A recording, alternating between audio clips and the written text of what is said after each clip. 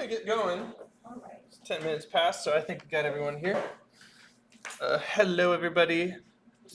So I was kind of catching up with some people. We got maybe 3 more weeks left in this class. Am I correct in saying that? Let's see. Pull up classes. Let's see. So today is the 7th. So we have next week, the week after, and then we'll have our art show day. And for you who hasn't been to the art show day, it's real fun. We have some light constructive critique, so we kind of see what we've been working on, say a lot of things that we love about our artworks, and celebrate all the hard work that we've been doing. That's it. It's no Simon Cowell kind of thing. So it's really fun. So you're not gonna want to miss that. We got food and stuff on that day. We'll be showing off our paintings that we did in class that we've been working on, including the color wheel and the animal, as well as hopefully our sketchbooks and artwork that we're doing at home. Yeah, so again, the painting at home, if you get out your paints and you get some paint down on a canvas with no plan, that's better than nothing. So I just, I say this every week, but we just got a few weeks left. So to do a quick little painting, you can take out a nice piece of silverware or a coffee cup and just paint that. Simple, easy, done. You can make it small. It doesn't need to be big. It could be in your sketchbook. That's all you got to do. That's the easiest thing you can do. And you can learn a lot by just kind of just guessing along. But be nice to yourself. It can be difficult when you're first starting out, but you gotta be proud of taking jumps. Next semester, though, I'm working on next semester. So my plan is going back to gouache, more traditional stuff. So we won't be going back to collages next semester. So if you're interested in that, yeah. So we'll be doing some still lifes, and I'd like to get to a portrait painting project. So we'll do a portrait painting project. That'll probably be the top of what I'll kind of guide the class into. So by the end of it, you'll be able to have a nice solid portrait. Yeah, go ahead. Alright, so this project that we're doing right now is the animal drawing project. I said to you guys before, but now I'm recording. You can do it in any style, but we're being inspired by Carle, who did the animal collages that tell a story. And it's usually more important stories that kind of have some sort of wisdom or difficulty being faced. So it could be very personal.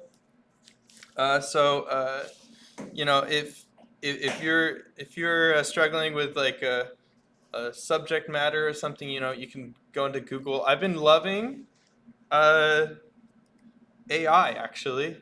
You can get into AI like ChatGPT or something. Use it like Google. Really use it like Google, but ask very specific questions to your own condition. So you could say, I'm going through this in life right now, and I'm facing this kind of hardship. What kind of animal can I symbolically use or would be good? And then it would just give you very specific to you answers. It's just kind of cool. I've been using that quite a bit. So let's see. I can do that. So I just use ChatGPT. It is free, and first couple of questions are free, and then after that, it's like starts being weird. Huh? What? Uh, no. It has a limit per day. So if you're, yeah. Exactly. Yeah, and it's you have to use it a lot to get to that point. But I mean, I use it for work and stuff, so I do end up getting to that point. But most people, you ask it a simple question, it's like blah, blah, blah, blah, and it's like done. So let's just say, what we gotta get kind of personal. The more personal it is, the better. So it's like maybe I'm struggling. About to get married. Okay. No struggles. Well, I don't know. It can be inspiring when struggles, but okay, yeah. Okay. I'm happy in my relationship right now. That's something to celebrate. My relationship right now. What symbolic animal should I illustrate? Animals should I illustrate for this? I don't know. Beautiful to hear, thanks. Okay. Penguins, doves, elephants, swans, lovebirds, wolves, foxes, whales. Okay, it's just going through everything.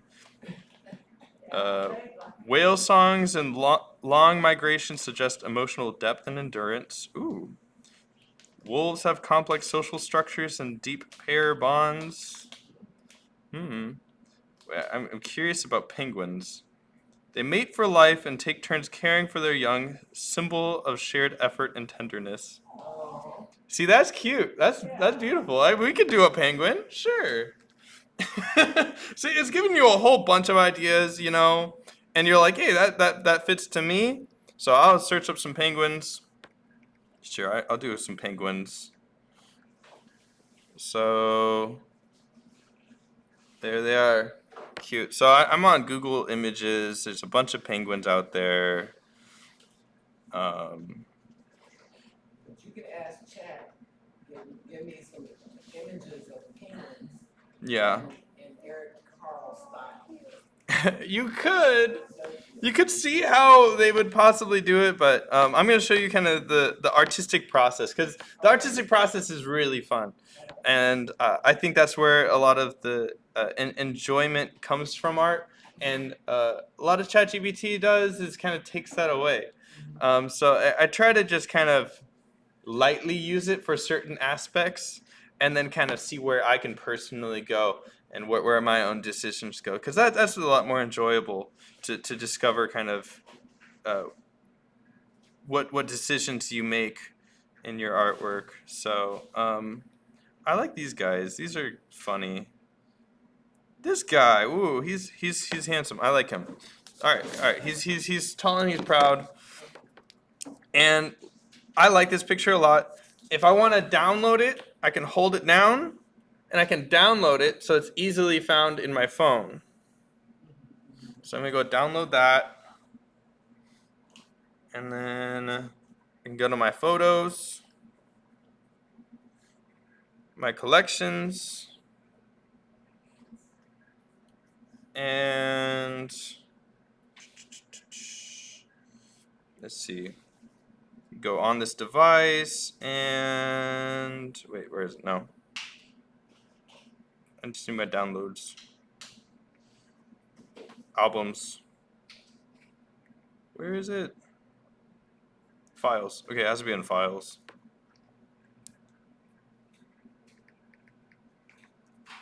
There. Come on now. Come on now. Images. No, it's not popping up. What? Oh, I lost it. I thought I downloaded it. Okay.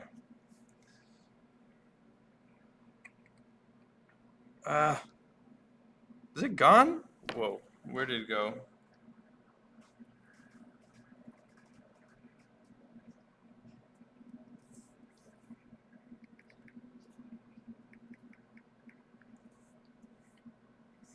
What? Why?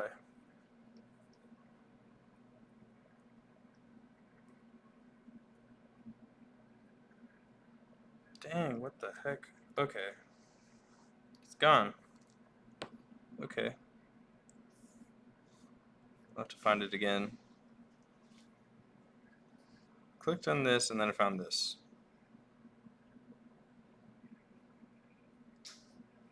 Download image.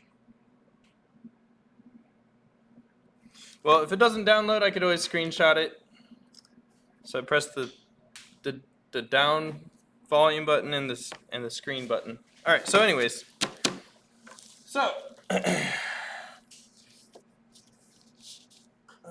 right, I'm gonna show you a simple way of stylizing your animal drawing so it doesn't just look like a straight up photograph, because this is a stylized illustration after all. You want it to look like an illustration, right? How you can do that is you want to break down animals into basic shapes. So the shapes you want to use, we got circles. And notice how it is not correct. It is a little wonky. That's good. That's good. What really matters is how big or small something is. The proportions is what we'll be really focusing on. We got squares, triangles, rectangles, ovals. To do a good oval, I like to do it side to side. It's a little harder to go up and down, but you got to just use your whole arm with your shoulder to make a good circle. And you can let it hover too if you want like a better circle. And then there's also like weirder shapes, like maybe, weirder triangles and stuff like that.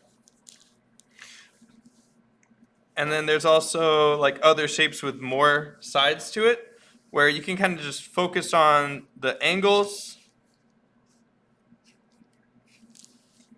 where you kind of draw all the way through each of those lines there, and it can be a whole bunch of them.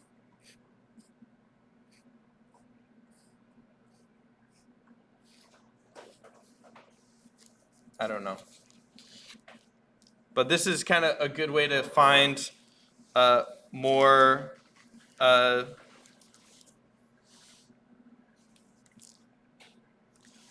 you can always loosen them up when you start drawing them. You can kind of make them softer.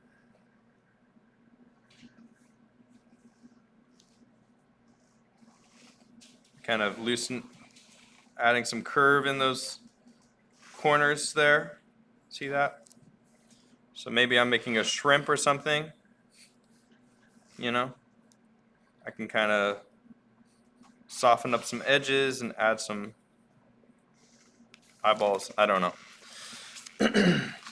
But you can use these straight lines to kind of find those specific edges a lot easier than trying to draw those outside lines and stuff. But I got this penguin here. So I can kind of, every animal that Eric Carle does, he kind of breaks it down in 3 or 4 shapes. And that's the head,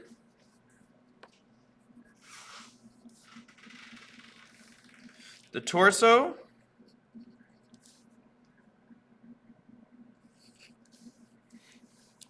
and then the hips / legs. He kind of sometimes does those together.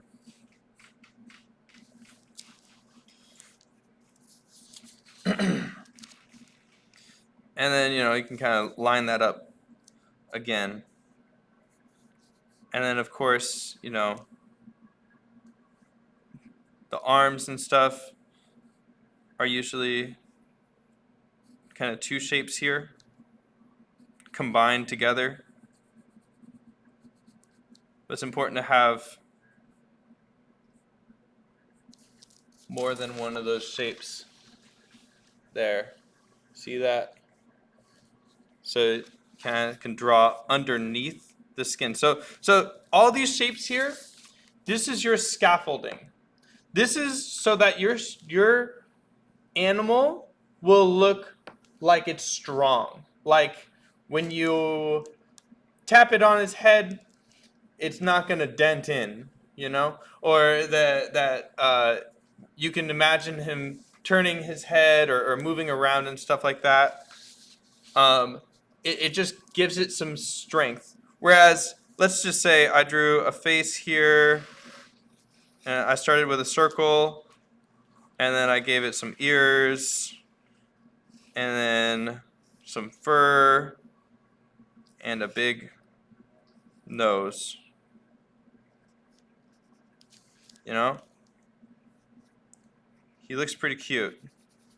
And it looks messy because I'm drawing through all my lines. That's good. That's what you want. Now, if I was to try to draw the same bear, but instead I just drew all the way around,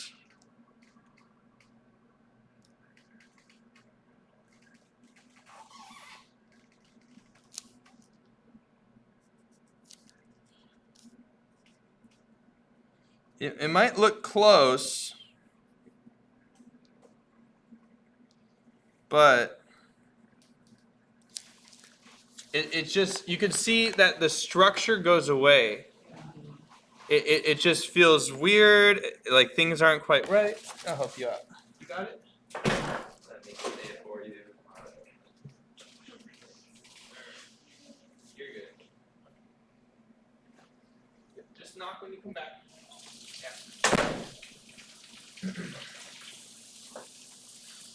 So drawing these big basic shapes first, and then building on top of it, pretty important when making your character. And making it look sturdy.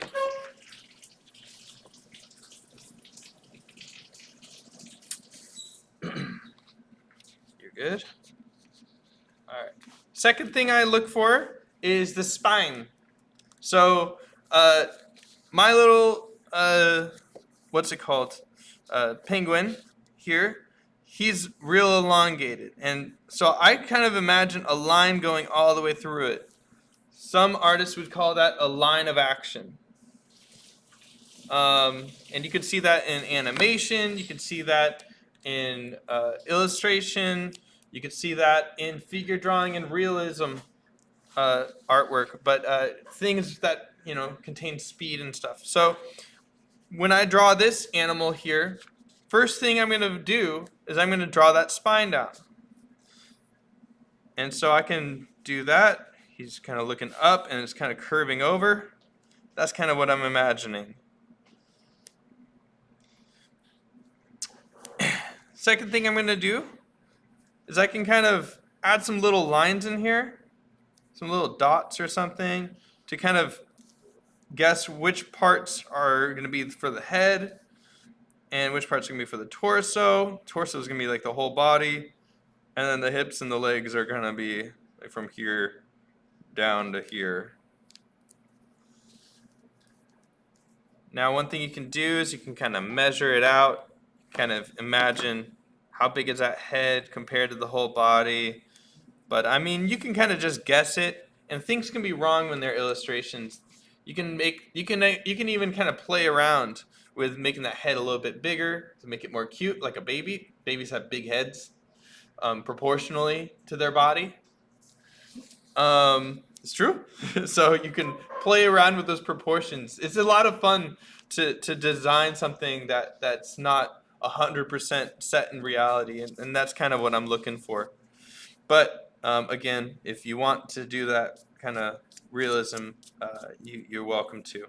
So I can go ahead and do that head there. I'm looking at the head shape there, and it's mostly circular.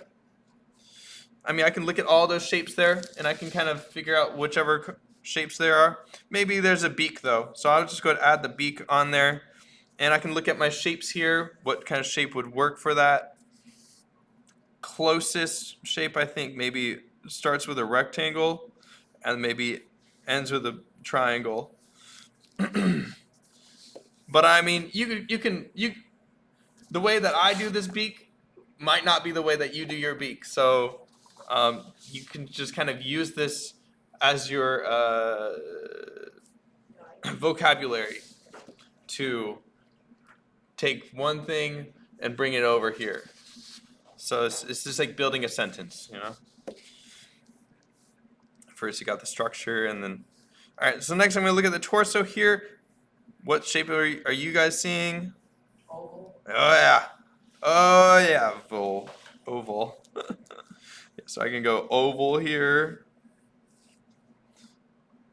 And the neck is very rectangular, skinny. Maybe his head could be a little bit funnier.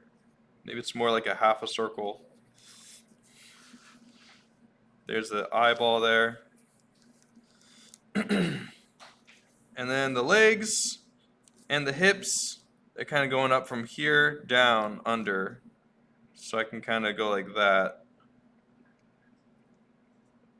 There's a triangle for the feet. Kind of saw a triangle there. And then the legs, kind of this weird amorphic shape, which is kind of like these things. So maybe I'll just do the straight lines, kind of make that weird shape there. Looks kind of like a chicken tender. Probably tastes like one too. And then we got the little fin there, which is like a big old triangle here. And bam. One down. That looks pretty good. Now, I could end there and have that be my page. I could draw the page around it. Kind of imagine what the page would look like. And that's important too. How you place your animal in your page is important, because if you draw a perfect animal, but the page ends right here,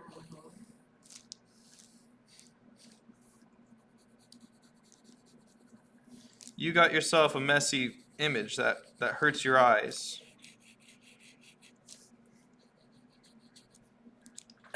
So, and you don't want it to be too big either, because if you make it too big, then it'll be touching all the sides. This here, anyone from last semester remember what this is called? No. The point where it like touches the sides. Leading. Huh?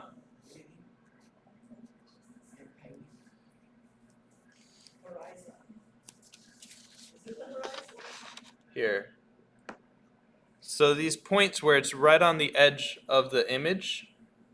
So this is the paper here, right? All that black is just the table. Those points where it touches, that's called blah, blah, blah. What's it called? Shoot, I forgot. Something point.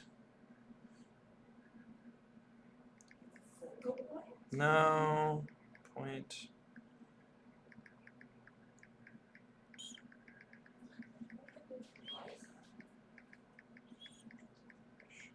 Shoot, I forgot the name.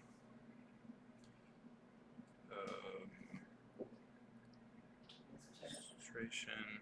I know. Illustration.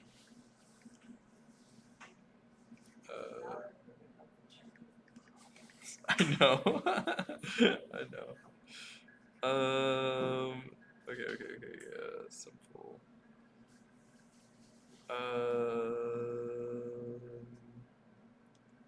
Gosh, I always forget words.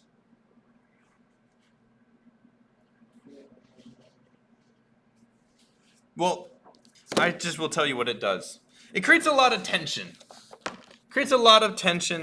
In those points where it just barely touches the outline of your paper, and it no longer are you going to be able to focus on the your character, your animal, because this gives you like a little headache. That it's the same feeling that you get when you have an annoying brother who's like not touching you right on your shoulder. He's like, I'm not touching you, I'm not touching you, getting up in your face. Like that's how it feels when an artist sees this, art teacher. So you want to make sure that it's not going to be touching, it's not going to be too big for your image, and it's not going to be too far either. So you kind of want it right in the middle. It looks like it's disproportionate to the page. The proportion's not great. Right. I mean, the proportions of the animal itself is okay, but to the page, to the space, because we're talking about space here. Yeah. Yeah. But you want to avoid that tension points, you know? Even if it's like inside an image, you know, like if this was an image and then it had some sort of horizon there, and the horizon goes like that, that's also really annoying because you still have that same something point. Ugh. Gosh, I hate that I forgot it. It'll come to me randomly. So you want to avoid that. And so that's why I like to draw it out first. This is what I do. I'll do a little doodle and drawing, and maybe I'll kind of imagine kind of maybe even a silhouette to the point where like I'm not even focused on the on where what it's going to be doing. Maybe I just do part of its body. You can do that. You don't need to do the whole body. And then maybe I'll even add a horizon there. This is a horizon. And that way you can add, you know, maybe a big boat or something, you know. I don't know, maybe there's cargo boats or something. I don't know what goes on in Antarctica. Maybe I could Google that. That would be a good search. Kind of what environments do you want to add to it?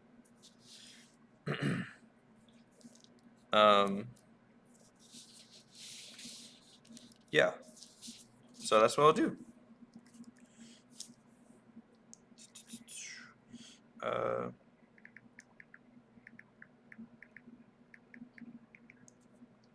okay, so penguins live around Antarctica. There we go.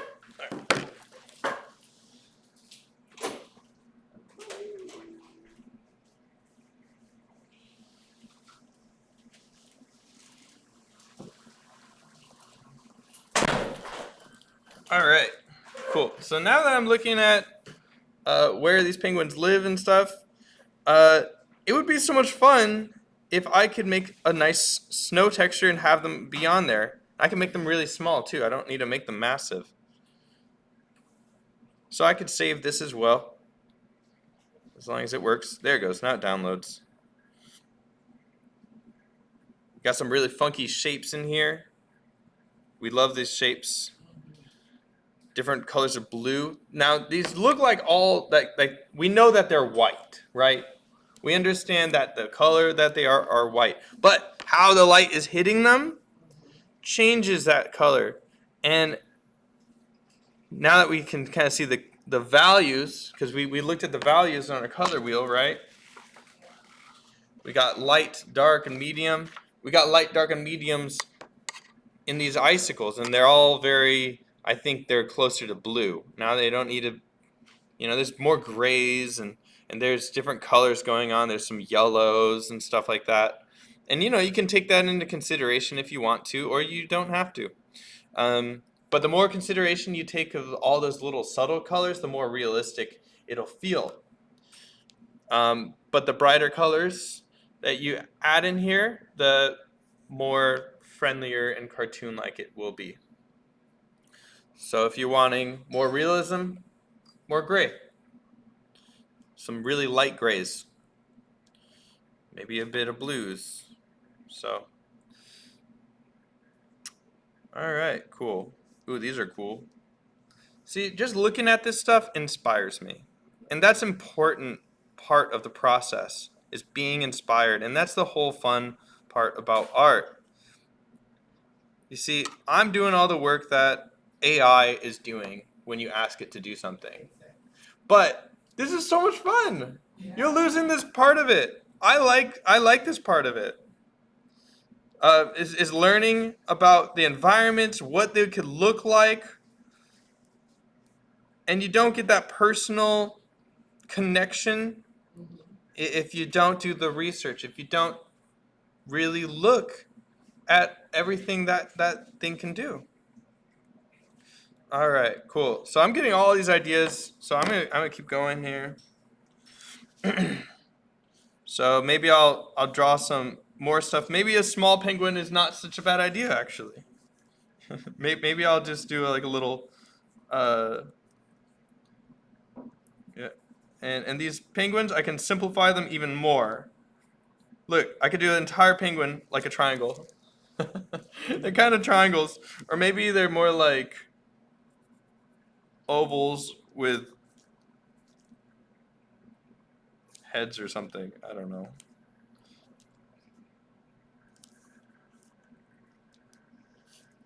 And maybe I'll add some shapes or something like that.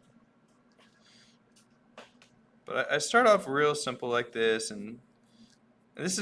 I'm gonna make mine a bit more complicated. Again, it's okay if you just did the animal. That's fine. But I like to have a story. I like to have a world. I'm trying to get more worlds. I'm an overachiever. You guys don't have to be. That's fine. But it'll make me happier if I see you overachieve. But and I know you'll be more proud of your work yourself too. I like these just triangles better than yeah. I like this one. So these are thumbnails. These are real small, no details, literally the size of my thumb, or even a quarter of it. Some people think that's absurd, but this is very common. This is what professionals use and know and love. So there's a reason why they do it. And every variation that I do here of the same idea, where it's a penguin in Antarctica, I'm getting more and more of an idea of how I'm going to lay things out. And I find out things while I'm drawing this of things that I like and things that I'm like, maybe I'm not a big fan of. Like maybe the cargo ships are too much. But I like all the shaped ice and stuff. But I don't like how that frame is. But you definitely want to start with a frame. If you do frames all next to each other, that can lead to problems because you can't adjust those frames. So I keep a distance to them. All right. So, all right, I'm feeling like I can kind of get down to my favorite here. So, there we go. And I'm going to have some penguins kind of swimming here. Maybe I'll kind of have them diving in.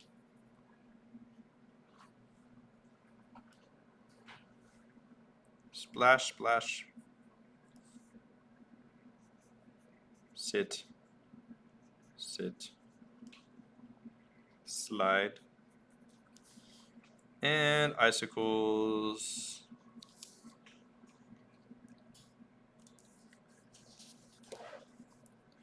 Ooh, yeah, icicles.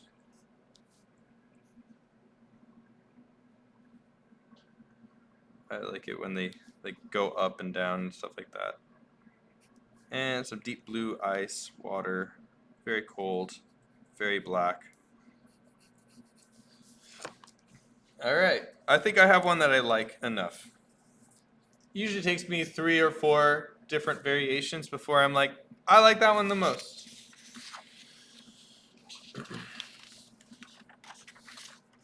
So next up, I'm gonna go ahead and get a piece of paper here, and I'm just gonna draw it to the best of my ability. So I have my plan. I always start with a plan. I have this, I have this. Basically, it's this same image, but I'm just Simplifying it. I'm getting rid of some penguins. You don't have to do all the details. Being an artist is all about taking away details. Simplifying it. It's not about getting all the details. It's about taking it away. That's what a real artist does. Well, I'm not gonna say a real artist. There's plenty of artists out there who love details and will make a living off of it. But it's a deeply freeing and enjoyable process getting rid of stuff that you don't need. So I'm gonna go ahead and start off with pencil here.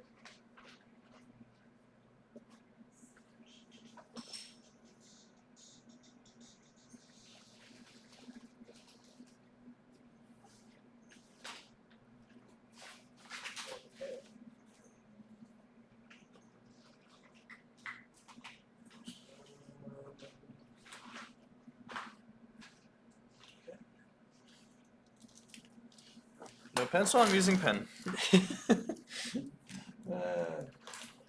Oh well. Alright. This can still be scratchy.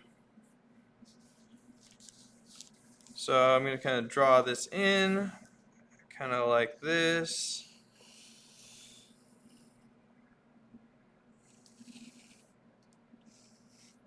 There you go, got a big old funky triangle thing here. Alright. Maybe I'll have some shapes and stuff.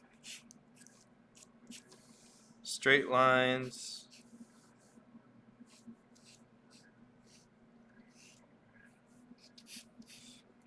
And seeing these shapes here, now this is very like organic shapes. These are like funky shapes, but I mean I could still kind of emphasize certain simpler shapes.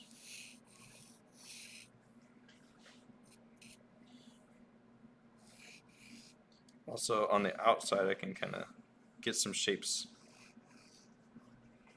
So it's like I'm using like parts of circles here, kind of shaving in. Kind of that's what ice does.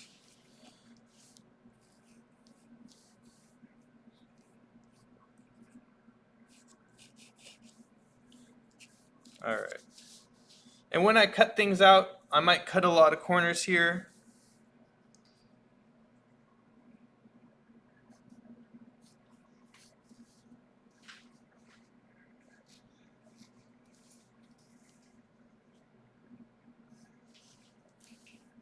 That's pretty good.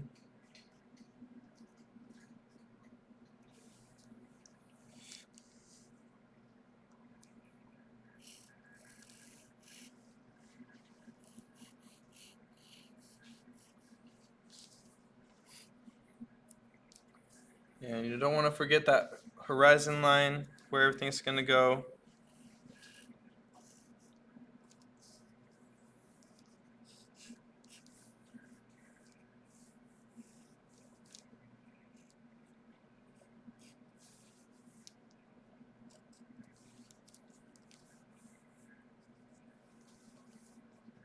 I like the way that they look when they're all standing together.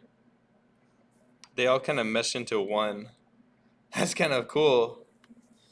I'm going to see if I can capture that.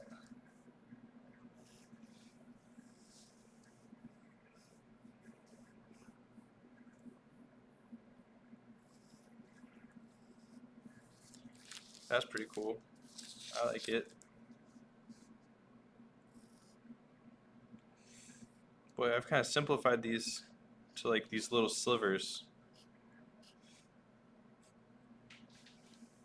Triangles.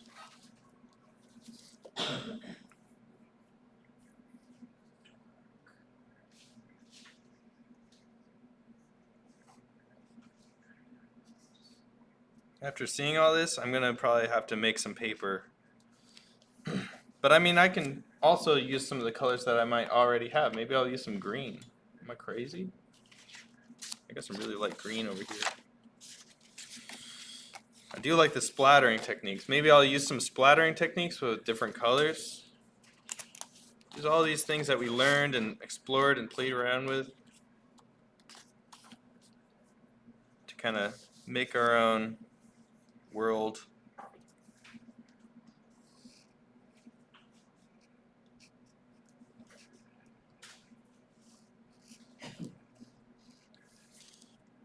Well, I'm doing a whole bunch of penguins, but you can just do one.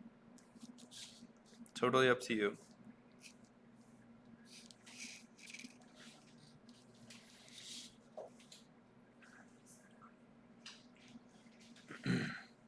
Now, one thing I'm going to try to say is to avoid using lines. Now, I'm starting off with lines here, but something that you might find out is that each of these layers might be very similar in color. So I have a lot of white here, right?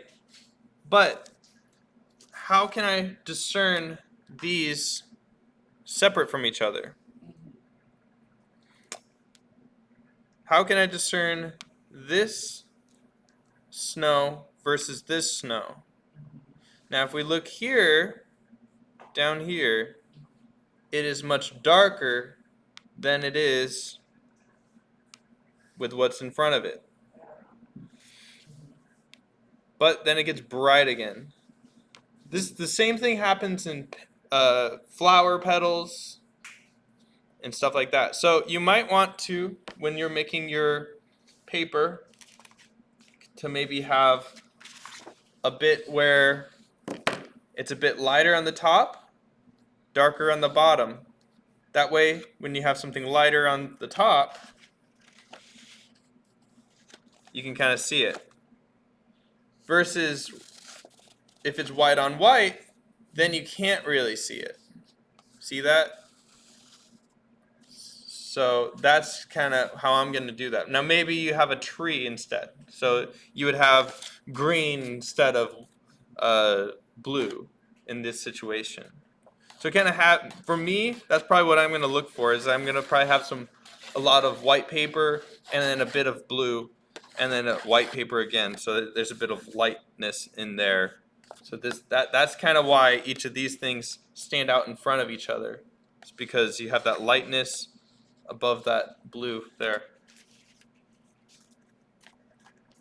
So I have this down, and now I can start cutting. I can start focusing here. So I can either, but I'm going to start on the biggest papers here. I'm going to start with the furthest thing, which is going to be the sky and the water.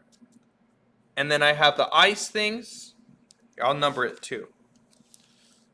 1, 2, 3, 4, all these little guys, 5, and then 6 for like all the details. So I'm just going to do one thing at a time. And when I cut these out, I can do big sheets, or I can cut out a close enough size. Now, when you're painting, it's a little different from drawing, because when you're drawing, you need to kind of draw inside the lines. But when you're painting, you kind of want to paint a little outside of the lines. So when I'm cutting this out, if I want to cut out just this specific shape, I can do that. I would just make sure that it goes over some of this stuff. And if you do more of it, then it's like you can kind of move things around a little bit more. And then I can kind of start. I have some reference here I can look back on for colors and stuff. I like real reference, but then I like to use the texture reference of the color wheel or of the sheets for what you can kind of convert it into. So this is about stylizing and abstractifying and making it feel a lot simpler using simple shapes. All right. Can you say that last part another way? Simple shapes. So like you were talking about the color paper textures that we created. Yeah. So where's my color wheel? There it is. So here's my color wheel. The colors might mean one thing, and they can be helpful, but the textures are just as helpful, if not more helpful. And you can kind of go back like, oh, look at this interesting texture here. This would be good for ice if this was blue. Or this would be good for ice if this was really light blue. Or maybe this would be good for penguin fur or penguin hair. Or maybe this would be better for penguin hair. It's a little fuzzier, you know? Splattering could be fun for the splatter. Little action. I like action. It's a lot more fun that way. And maybe as I'm working, I'll have these shapes and stuff, and I can change them around. I can move them around. And if you just paint the background too, you can do that too. In fact, I think I'll probably end up doing that. I'll probably paint the background first, and then I'll cut out all the pieces to go on top of the background.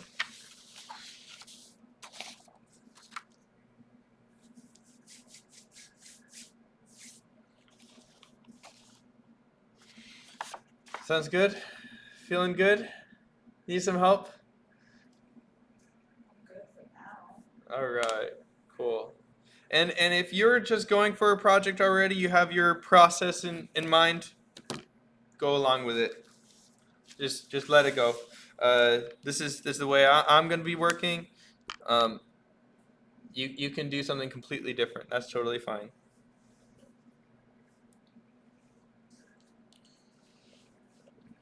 They're eating fish. There's a bunch of fish on there.